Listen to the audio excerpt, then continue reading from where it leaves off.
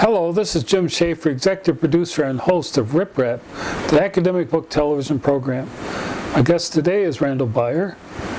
Today we'll be discussing books that Rip Rap has received, including those on the shock of violence and self-nurture. Welcome to Rip Rap, Randal. Thanks, glad to be here again. This book fits in with recent events. It's common shock, witnessing violence every day, how we are harmed and how we can heal. And we just had the bombing and shooting in Oslo, Norway, and the pictures of people coming away from that are just really alarming. Who would expect that this would be a place where some kind of attack would happen? Not that you expect any particular place, but Norway doesn't seem exactly like the place you would have that kind of thing going on. I know, but there are crazy people everywhere. Yeah, I just heard about this yesterday and heard that this same person not only exploded something but was a shooter. So a major bomb in downtown Oslo that killed some people and injured a whole lot and just ruined excuse me, that whole area. But it's not common. That kind of violence is not common. This book is about everyday violence. Every day. Well, all of it. Living in a city. I mean, how is it to live in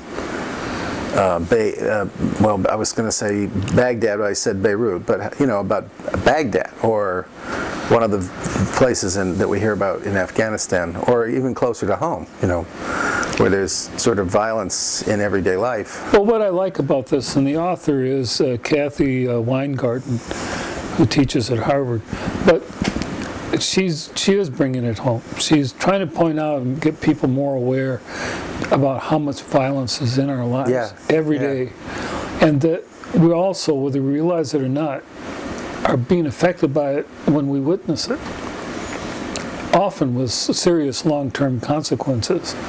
And I think that's something really useful to reflect on. Sometimes it's extraordinary, like the violence in Oslo and other places like that.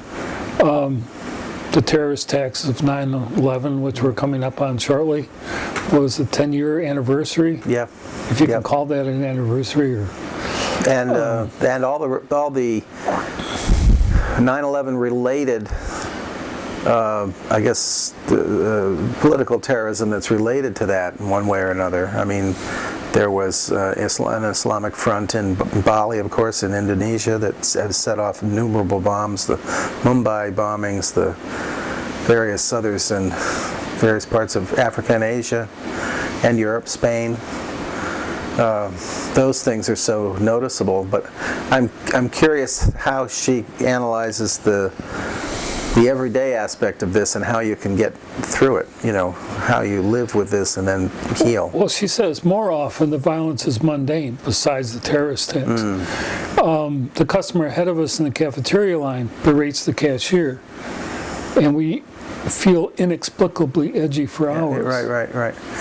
Actually, I had a situation 3 days ago. I came back from Canada and I had to take this bus across through the tunnel in Canada. So I was with this guy. We shared a cab from the train station. We get on the bus. It was 97, 80, 100 degrees in Windsor.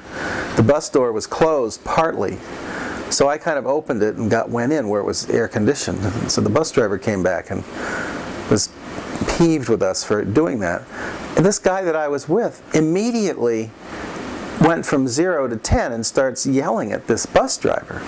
I was much more apologetic, but I'm now identified with him because we had gotten on to, and I thought, that really affected me because I was thinking, well, okay, I'm partly wrong here, but the bus driver was also at a heightened sort of anger. And I was sort of going, here, I'm sorry, and here, let me just have your tickets. I'll put the tickets in. You guys just go sit down. But this other guy was like, you want a piece of me? You want a piece of me? It was like this kind of almost humorous, but it's exactly what. I tell a story about I was in the Kroger supermarket behind this woman, and she was talking on her cell phone. And there's something about cell phones where people talk louder So I was learning more about her sex life than Right, I ever want to know. Right? TMI all the way. So right? when she got up to the point where she should be checking in her stuff, the cashier just asked you, well, ma'am, could you put your items on the conveyor? And she launches at the cashier. And so I stepped into it because cashiers can't say anything. Yeah. So I told this woman, I said, look, I've been listening to you and your cell phone conversation and learning more about your sex life than what I ever wanted to know about anybody's. And I said, now you're berating the cashier who can't respond or she'll get into trouble. I said, would you please just put your stuff in the thing, you know, and pay your bill on the counter, and right. leave the store, please. Right. I've had it. So she launched at me, which was fine because I could take it and I could respond. But there is that kind of thing where people are just launching on people. Yeah. And so this is the kind of common shock that she's sort of talking about. Well, it's throughout. I've had students. I asked one student why she hadn't been in class, and she said, because I got shot in the back. And then in Detroit, you have 4-month-old babies who are shot in their mother's arms. You have grandmothers killed while they're fixing dinner. Or a 7-year-old girl sleeping in bed, and someone does a shoot-by. A drive-by. And drive-by shooting, and the bullets go through the house and kill them while they're sleeping. I mean, there's just something really wrong with it. So, and she talks also about a 12-year-old watches murder on television. By 12 years old, he or she sees more than 100,000 acts of TV violence.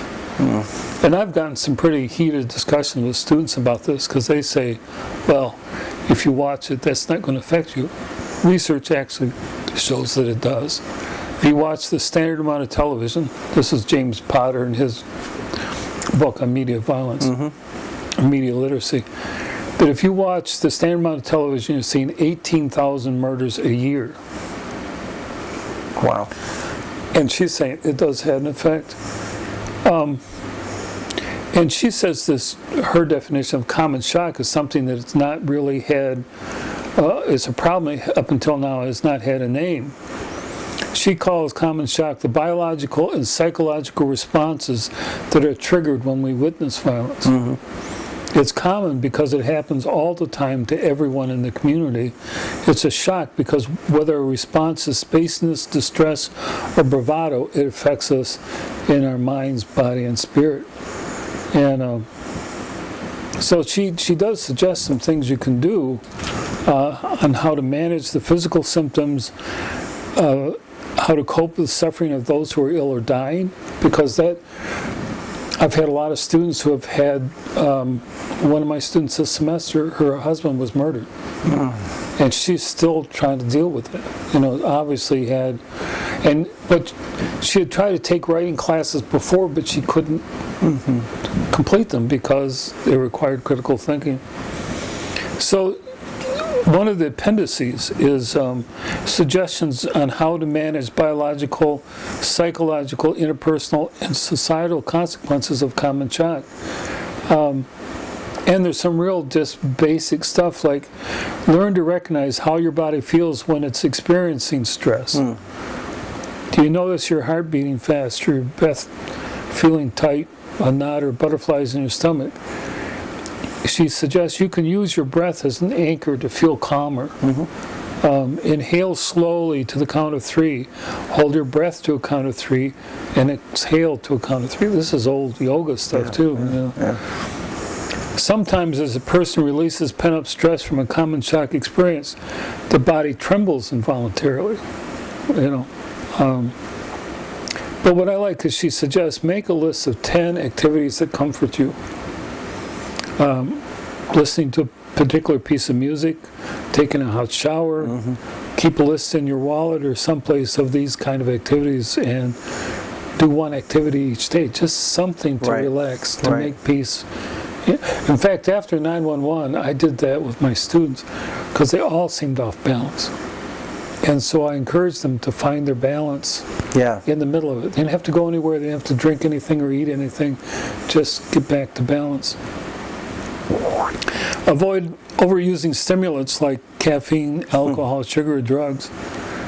balance vigorous exercise with relaxing exercise. I've noticed that sometimes people go overboard with, they're running and running, or just overboard with exercise, and they're kind of killing themselves, with that kind of company. Take a warm shower, baths. Try sitting on the ground. Look at some object of natural beauty. I think that really helps, is to find a if you can favorite find spot. it. Yeah. Well, there's always something. Oh, there's always something, even the sky. Now, what aspect of, how did she do the research for this particular? Did she do a lot of interviewing with people? Yeah. But there's some really interesting stuff that she's done. Yeah, she did interviewing. For example, she also interviewed individuals in 5 professions who witness pain and suffering. The pain and suffering come from violation and violation. You mean like firemen or police or nurses? People that are facing this on a regular basis? Psychiatrists and right. healthcare professionals, clergy, and nurses, teachers, policemen. Yeah. And one of my concerns is I have a lot of nursing students, and even as CNAs, in other words, nursing assistants. Yeah. They see a lot of stuff. They do. And they probably have to handle a lot of that primal material right there. Well, I know one effect of this common shock affects children is growing up with an angry parent who takes it out, unfortunately, in one way or another on their child or their children, and it's really certainly not the child's fault, but the parent has no way to. I mean, I'm being a little bit sympathetic in terms of the parent maybe not having a way to understand why they're that way. It's still no excuse to hurt your children, but I'm thinking more about words, angry words, as opposed to physical abuse. All of it has its impact. I've had students talk about all of the different kinds of abuse they've seen. Yeah. One of them talked about watching his father beat up his mother. I mean, beat her up. Right, real physical stuff. But there's also verbal abuse. Yeah, that's even more potent, I guess. But what was interesting, she says, of the 4 witness positions, there's a division between empowered and disempowered. An empowered witness position is that if you're aware of something, you can have an effective and competent position. If you're not aware of what's going on, it can be misguided, possible malpractice position. Disempowered would be ineffectual and stressed. You just feel like you can't deal do with anything about it. I see a lot of that, just an enormous amount. And the unaware, disempowered tend to abandon, just leave. They can't handle it anymore. So I think it's a really useful.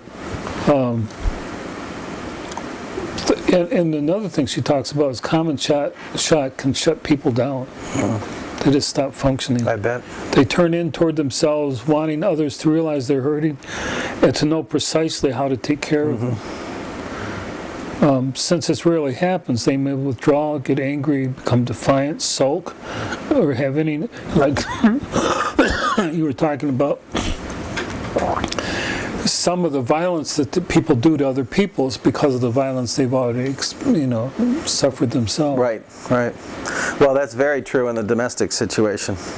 I mean, abusers tend to have been abused in one way or another. I think what she points out is silence. That can be really enervating. That can be really unfortunate and there could be a collective decision not to say anything, even when there's something going on. Yeah. She says, I remember sitting at the dinner table after a fight in which my father had yelled at my mother and drawing a figure 8 in my mind around my parents perhaps 100 times. It was as if the line of my mind could create an inviolate boundary between them and me where I could be safe.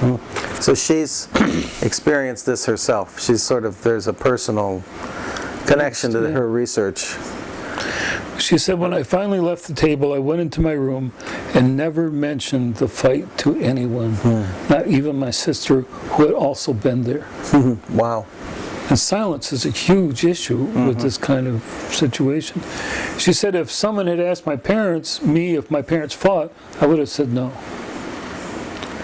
Not because I would have lied, but because those words wouldn't have captured the evanescent quality of discord between my usually loving and compatible parents. My father blew up my mother. My parents didn't fight. Thus, the standard way of representing conflict wouldn't have evoked my experience. It's often the case that when terms fail to express people's experience, they have trouble articulating theirs, and silence becomes the default position. Yeah, walk away. See, I find that fascinating. I interviewed Greenspan on his book on Holocaust survivors. And there's some things that they've seen they can't express. And I think that's what she's talking about here. It's beyond words. The experience cannot come through the normal language. Yeah. Well, that kind of thing is also very indicative of sexual abuse. Being accosted by, weird people on the street. If you're a young child and you just shut up about it because you're so whatever, either scared or embarrassed or hurt. Well, she talks about the effect on memory, if you've seen something. Said scientists have been working on the conundrums of memory for centuries. But memory is a phenomenon that has both neurobiological and psychological dimensions, although many people think of it as purely psychological. She said, when I was 10, my great Aunt Peggy died. My mother told me, but I forgot. I vividly remember coming into the kitchen and hearing my mother talking about someone's death on the phone. Distressed, I interrupted her and asked who had died. Somewhat puzzled, my mother turned from the receiver and said, Aunt Peggy. Upon seeing her face and hearing the words, I remembered that my mother had told me my aunt had died. But in witnessing my mother's crying the first time she told me, I must have been so surprised and upset that I temporarily forgot what I had seen and what I'd been told. Yeah. And that is a part of it. Memory is not necessarily reliable. Yeah. And it appears at different times. Yeah. So I guess there are a lot of factors in here that she's looking at. But I think one of the things she's bringing into this is the whole thing about witnessing. You don't have to have committed the violence. Oh, that's what I thought this was about. Yeah, in fact. right. It's the witnessing Absolutely, part. because it's about living with this in an everyday situation, and how do you sort of heal from it? Well, I know I've been in. I've lived in some pretty sketchy places, I guess, for short periods of time, and the street violence is something that you are. More or less constantly attuned to, unfortunately. You just have to be aware, and you see a lot. But I think that there's what she calls compassionate witnessing. But it's where you deliberately make an effort to contribute to the record, to remember and to understand. That's pretty difficult, And she talks about creating transitions between witnessing the self and witnessing others. In other words, trying to step beyond your own. See it from other people's point of view, maybe. Right. And then you can see more of what's happening. But I think and then she talks about trying to transform violence. And I think that when you put it within the community, that you see that this isn't an alone kind of thing, that can happen. Well, maybe this is why they've tried these official reconciliation commissions in I think in the Middle East, certainly in South Africa, they have specifically done that, and possibly other parts of Africa, where it's a sanctioned kind of institutional attempt to for people who had suffered violence and perpetrated violence to sort of confront each other and explain sort of what they're about and why. Sometimes it's hard to get beyond, obviously, but... Well, there's a thought here. If we witness without awareness of what we're seeing, we may turn away from a situation in which inaction contributes to the misery of the violence itself. Well, it's so unknown then. You don't really confront it and talk about it. That's like those conversations I've had with my students or other people, trying to get them to understand the impact of the violence that they participate in. Yeah. The 100,000 murders we talked about earlier of a 12-year-old does not include video games. Yeah. Oh, video games are beyond so the pay. they're just so ubiquitous that compounds it all, that they don't understand it. In Fahrenheit 9/11, the movie, well, no, not the book, but the movie by Michael Moore, there's an interview with some soldiers in Iraq, and they're describing their tank, their fighting vehicle, as a video game. And this one private, a gunner, is talking about, being in the war, shooting Iraqis on a video screen. And to him it's a video game. They trained on video games. Yes. And he grew up on video games. And he's talking about the music that's playing while he's fighting his war as completely as a video game. I mean, the description is just, it's so disembodied. You're in this protected, enclosed vehicle. Well, the vehicles, of course, can be attacked, but there you are in your module shooting the enemy, and it could be anybody, because it came right out of the game. That's how they trained. What I always say is that ancient cultures understand what you do as ritual is who you become. I don't think we quite understand that in this culture. We don't understand that what we're doing is what we're becoming. And I think this Common Chalk book is an attempt to offset that. Yeah. We need to become aware of what we're doing and impact of it, and resist it. She said, everyday violence and violations surround us everywhere all the time. It's as natural as the air we breathe. That is really awful. That's chilling, but I guess it's true in some way. What constitutes our daily diet of violence and violation depends on the circumstances of our lives.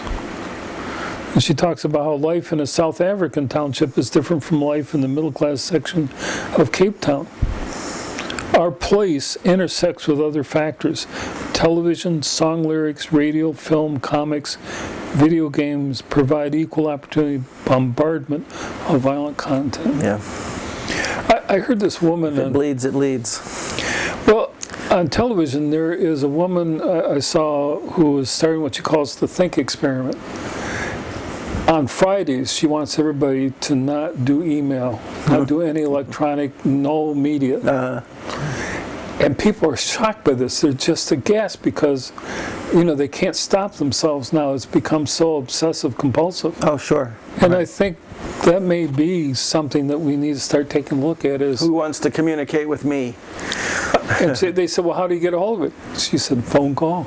Yeah, you forget that there are ways to do other this. ways to do it. But there's people now 24/7 in this cocoon of social media, Facebook, email, instant messaging. Sure. And they're lost. I don't know how people spend all that time on there. There's some people really into it. Well, that's a different matter. That's not necessarily the living violence, but it's the consumption of connection. I don't know how best to put it. Well, what are some others that we've got to review? I just want to make one more thing. She has an exercise in here too about how to witness, a witnessing exercise. And you actually have to train yourself to see. It's that old thing, you can see but not perceive. You can hear but not listen. And I think that's what she's on. But the violence is like a huge amount of static going on. You can't hear anything because you're just so right. You're so tight. used to it, you don't recognize it. Thank you for being on Rip App again. Being here, got through a few this time. Yeah. All right. Great. Thank you. See you next time. Yep.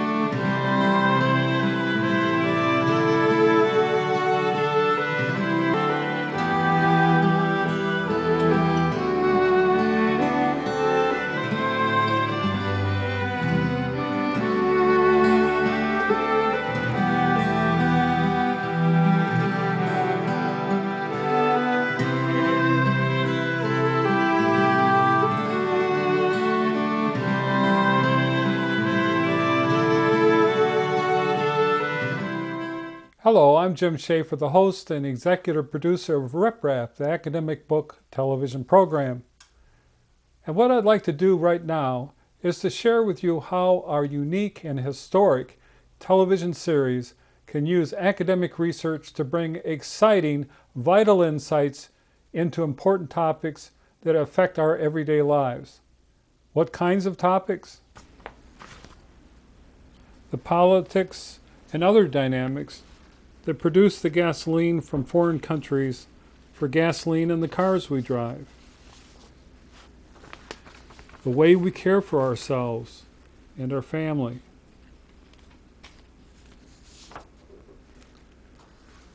Our sense of fashion. The ways we are attracted to other people. The media we use.